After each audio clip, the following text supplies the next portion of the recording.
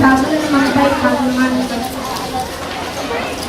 natin din ang lahat ng ating mga guro, kasama ang ilan sa pinagpipitang opisyal ng kagawaran ng edukasyon. Sa kanilang mga labi, natitiyak ko na ang kanilang sinasabi. Mabuhay kayo mga bata.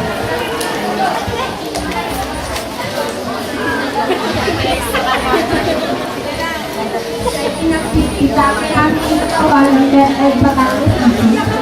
Bilang kasalit dito sa ating minamahal na ina o Dr. Montalvi.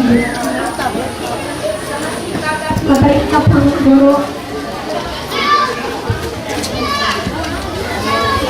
Bilang kaya tayo kayo. Sa kagalang-galang sa kanang pandangan, Engineer Henry Montoya.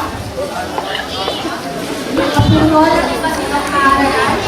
Nakita namin mga guro. Mahal namin mga magulang.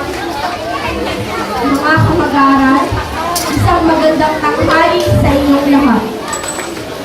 Sa loob ng maraming taon, ay naging instrumento ang paaralang elementary school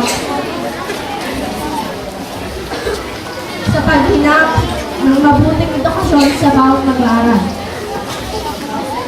Hindi ba karamihan sa atin ngayon ay mga magulang na produkto ng ating pinamahal na alam. Sila sa kasalukuyan ay may kani-kaniya ng ulo. Bawat isa sa kanila ay may tinahak na profesyon na naging sanalayan ng kanilang sariling pamilya. Iba't iba mang landas ang kanilang tinuro, isa ng pinitong layunin ang buhay sa kanilang pagkatao.